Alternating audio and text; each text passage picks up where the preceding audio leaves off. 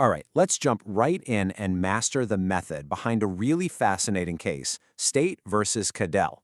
We're going to deconstruct exactly how the North Carolina Supreme Court took a really unusual set of facts and ended up creating a brand new legal rule.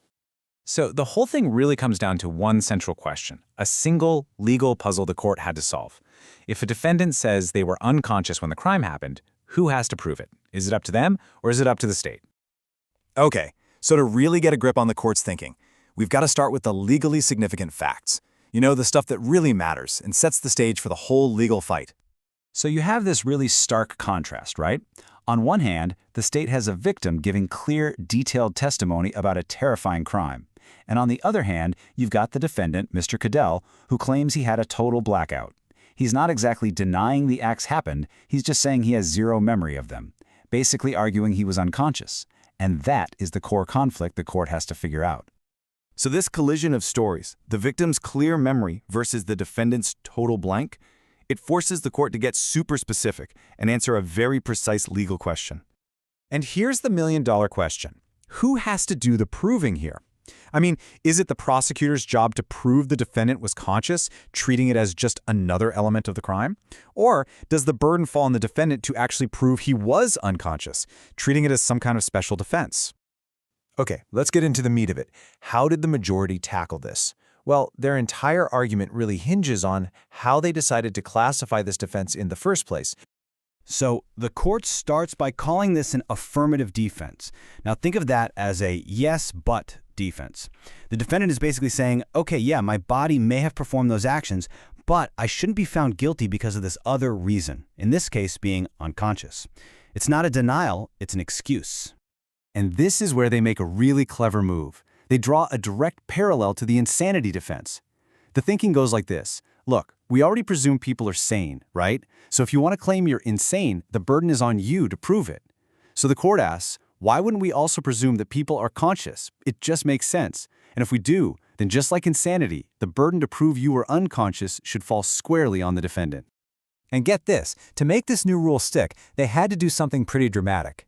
They had to look at one of their own, very recent cases, State v. Mercer, and say, you know what, we got that one wrong. They flat out overruled their own precedent, which is a huge deal in the legal world. But hold on, not everyone was on board with this. Chief Justice Sharp came in with a powerful dissent, basically arguing that the majority was looking at this whole thing completely backwards. See, for the dissent, this isn't about some fancy legal excuse. It's way more fundamental than that. It's about whether a crime happened at all. I mean, if you're unconscious, you literally can't perform a voluntary act. It's a physical impossibility, not some kind of mental state you have to prove. So the dissent offers a totally different comparison. It says claiming unconsciousness is a lot like claiming an alibi. With an alibi, you're not saying, yes, I was there, but I have an excuse. You're saying, nope, wasn't me, I was somewhere else. It's a total denial. The dissent argues unconsciousness works the same way. It's a denial of the most basic element of a crime, a voluntary act. And if that's the case, well, the conclusion is simple. The burden of proof can't shift, ever. It is always, 100% of the time, the state's job to prove every single element of the crime beyond a reasonable doubt. And that includes proving there was a voluntary act to begin with. So you've got these two powerhouse arguments clashing head to head. Where did the dust settle? What's the final rule, and what did it mean for Mr. Caddell? Well, the majority's view won the day, and with it, they laid down a brand new, crystal-clear rule for North Carolina.